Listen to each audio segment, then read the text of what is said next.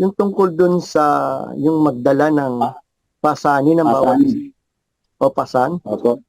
O kung Opo. yung ba Opo. nagagamit sa tama o inaabuso lang. Maselan tong ating pag-uusapan na to. Kasi ito yung ginagamit palagi ng ibang mga mangangaral para mailigaw yung mga walang malay. Yung tinatawag na hindi angkop yung paggamit. Ginagamit para sa kapakinabangan ng nagsasabi. Pero alamin natin, tama ba yung paggamit nila ng talata na to? Tapos dudugtungan nila nung magbigay ang bawat isa, pasya ng kanyang puso. Tapos itong mga nakikinig, susunod lang kasi akala nila tama na yung kanilang pagsunod, bagamat sila sumusunod pero nadadaya sila.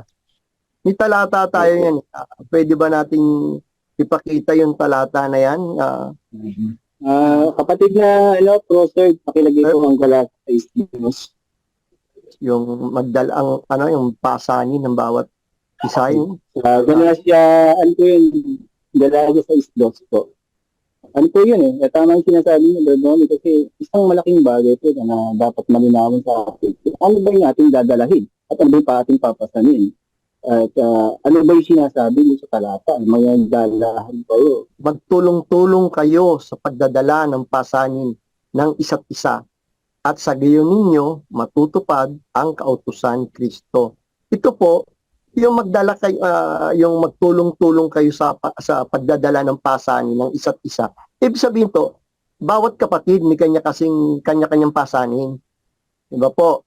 Pero pag yung pasanin na yan, ano po yan mga pasaning personal po yan sa pamilya. Kunyari, ang asawa mo, may sakit, kapatid mo, tulungan mo. Yan, papasanin mo, kasama ka. Tapos sa susunod na panahon, minsan po meron po akong napanood na isang dokumentaryo. Yung mga katutubo po. Kaya pala sila, ang ganda ng samahan nila dahil wala po silang wala po siyang material na mga bagay na hindi katulad dito sa Patag. Meron po doon na nagkasakit. Sakit po yung isa nilang katribo. Ang ginawa po, binuhat po nila. May isang reporter, tinanong, magkano po ang bayad? Ang sabi ng isang katutubo, wala po kaming bayad. Hindi po kami nagpapabayad. Para po, in case naman po, na kami naman po ang magkasakit, sila naman po ang bubuhat sa amin. Di pa napakagandang nun. Ito, tama ito sa mga katutubo Natutupad yung nasa talata Pero dito, tayong mga Kristiyano, yung iba, ginagamit ito ng mga leader sa hindi maganda sa mga personal nilang interest. Ano ba, Brad Johnny? Ano po masasabi niyo doon? Opo. Tama po yung sinabi niyo kapatid. Kasi yung naturalesa kasi ng isang bagay, tulad na napakita sa Panginoon, yung katutubo. Huwag mong pakikialam yung bagay na katutubo kasi may hato ng Diyos dun Yung Diyos ang bahala dun sa katutubo. Pero yung katutubo, pag pinakialam mo yung pagiging katutubo nun at pinahato mo, at yun ay natisod, at yun ay nagkamali sa pagkaparaan na ibinibigay mo, ay kasalanan mo yun, sagutin mo sa Diyos yun, dahil sabi nga, yung katutubo na walang kautusan, nagkakaroon ng kautusan. Ngayon, kailangan mo yung pagiging katutubo nun, tinuro mo ng kautusan, tapos isang panong pinabayaan na yung mga kapatid, nagsipigil, o lalo pa napahama kasi may alam na yun dahil sa pagagawa ng pakikialam sa naturalesa ng katutubo, magiging sagutin mo sa Diyos yun, mananagot ka doon. Kaya yung pagsasabi nung magdalahan kayo, sinasabi sa sa'yo, magdalahan kayo ng pasanin ng bawat isa, at parin ninyo ang gayon ng kautusan Kristo, dapat makuha sana ng pinuno, ano bang nilalaman nun?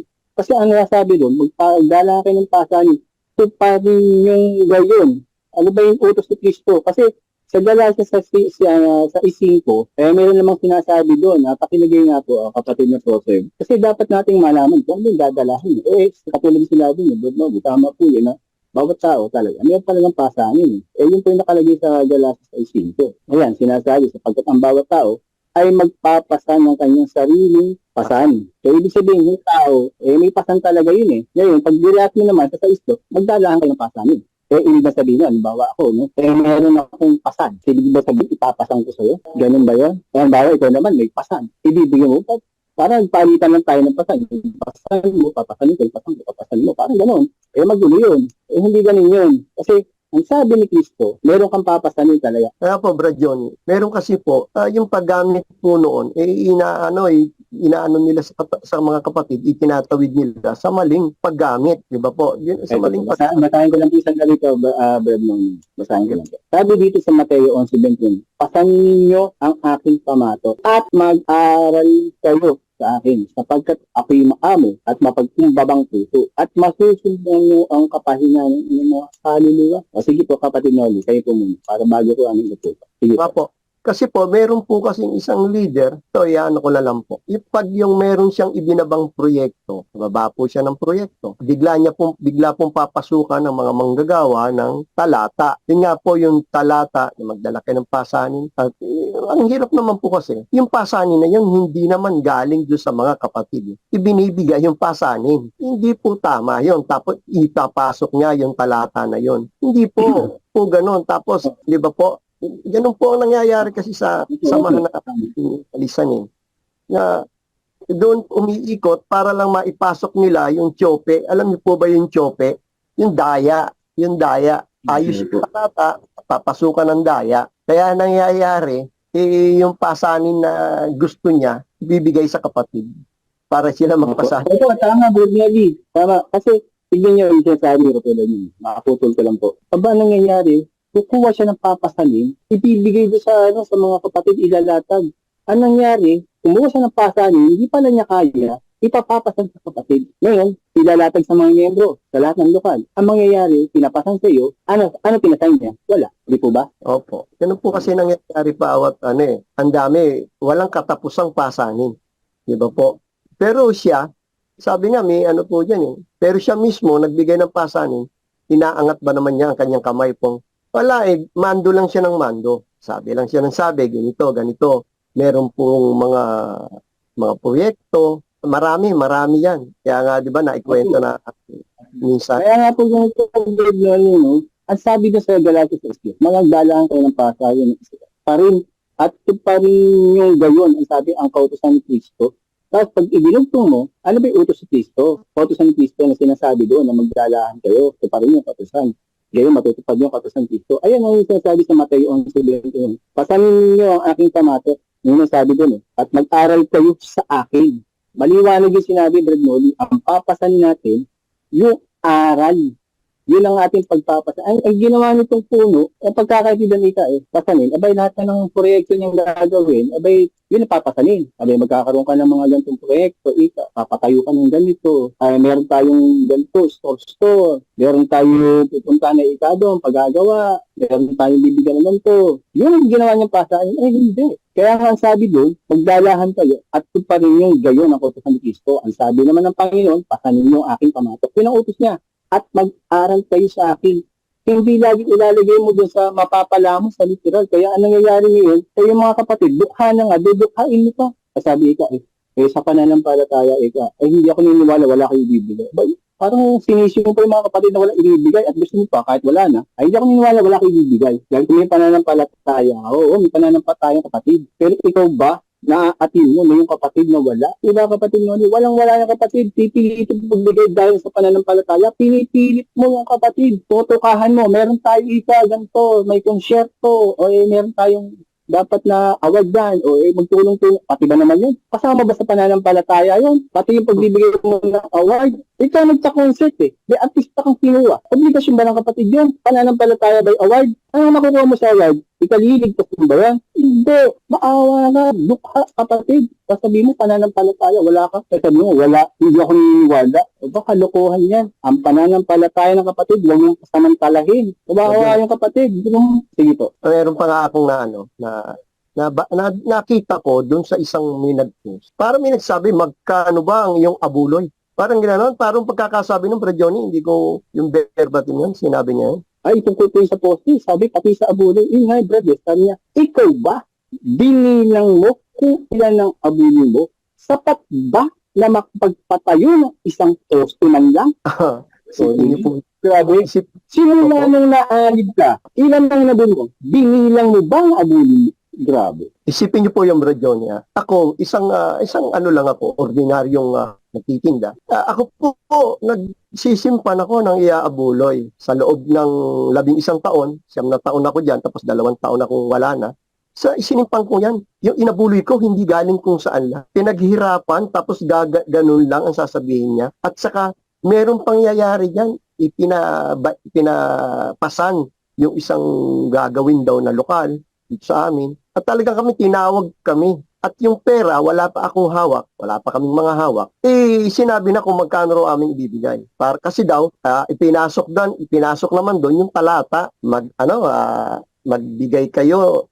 Anong talata yun? Magbigay pasya daw ng kung pasya ng puso mo. Sige, lagay tayo ng ganito, pasya ng puso. Ang problema dito, yung pera na yun, wala pang hawak, pinagpursigihan ng mga kapatid. Ako, Ito yung Brad Noli, nasa ikalawang Korinto 9:7. Pakilagay po, kapatid mo po. Patuloy po kayo, Brad Noli. Nung nalikom yung pera niya, binigay dun. Tapos ganun sasabihin niya, magkano ang inaabuloy? Napakalaking scam, nabudol tayo. Binudol tayo, tayong nagbigay, tapos gagawin tayo. Napakasakit sa isang kapatid, isang mahirap. Ganito kapatid niya, makaputi lang ako sandali. Ang tanong niya, sapat ba daw ba yung inabudol na makapagpatayo ng isang poste? Diba, ang kapal ng mukha para magsataka ng ganun. Kasi ibabalik mo ngayon yung tanong sa kanya. Yung bang inabudol ng bawat isang kapatid doon, kahit piso lang yung Brad Noli, piso lang. Makapagpapatayo ba siya ng poste? Kung hindi dahil sa inipong mga abuli ng kapatid, abay, malaki ang toyo sa ulo. Bakit? Abay, diri mo sabihin mo, yung abuli ng isang kapatid, talagang hindi sasapat yun. Hindi sasapat yun dahil sa poste, kahit sa piso-piso, at gano'ng katagal yung kapatid, hindi sasapat yun. Ikaw ba, halimbawa, ako lang ang membro mo, bibigyan kita ng abuli ko, piso-piso lang. Makapagpapatayo ka ba ng poste? Di ba hindi? Di ba nagpupumahog ka ng pagkatao dyan? Magpapatayo tayo. Doon lang sa piso-piso na, kahit piso lang mga Bernoli, na pinagsama-sama. Ngayon, kung anong kapal ng mukha mo, na sabihin mo, hindi makapagpapatayo ng poste, ikaw ba, may itatayo mo yung chapel mo, yung luho ng chapel mo, kung hindi doon sa mga abuli ng mga kapatid na pinagsama-sama, para ang kapal ng mukha mo sabihin mo, na hindi makapagpapatayo ng poste dahil doon sa abuli ng isang kapatid, isang kapatid lang tinignan mo. Pero pinagsama-sama nun, nakapagpatayo yun, nabuo nga yung sabi niyo. Diba ang kapal ng mukha mo? Pwede kong challenge nga sila eh. Bakit? Pag nakwenta ba natin yung inabuloy nung mula nang tayo maani, isasauli ba niya? Kaya ba niyang isauli? Dinidare ko sila, yung mga nasa grupo na yan. Kaya nila isauli, katulad lang nung sinabi sa akin ng isang manggagawa, ba't magkano ba ibinigay mo? Sabi sa akin, hindi ko na sinabi sa kanya, pero sabi ko, ano ba itong klaseng taon to? Sa isang taong mahirap, malaking bagay. Sipi mo, hindi ko lang maano kung anong year yun, 2018, 2017 ba yan, something like that na, 2019. Basta nagbigay ako dyan, isang mahirap, wala akong trabahong regular, kaya nagtipunan ko. Pero maliit ba yung 10,000 na binigay ko? Palagay ko makakabili na rin yung kahit alambre nung tatayong poste. Tapos ganun, sasabihin, di ba po, ang sakit para sa isang katulad ko. Kasi pananampalataya nakaligay dyan sa talata na balik mo nga preserve yung talata. Parang binudol tayo, di ba? Opo. Ito po, sabi, magbigay ang bawat isa ayon sa ipinasya ng kaniyang puso. Huwag mabigat sa loob o dahil sa pinipilit. Dahil sa pinipilit. Sapagkat dahil sa pananampalataya. Pero dito, minsan kasi yung samahan na to, minsan kahit hindi mo, parang wala kang pera dahil sa binibigay itong talata na ito palagi, iniibig ng Diyos, nagbibigay naman sa'yo, ikaw naman, sige. Sabi dahil sa pinipilit, oo nga, hindi ka nga pinipilit, pero kinukulit ka naman.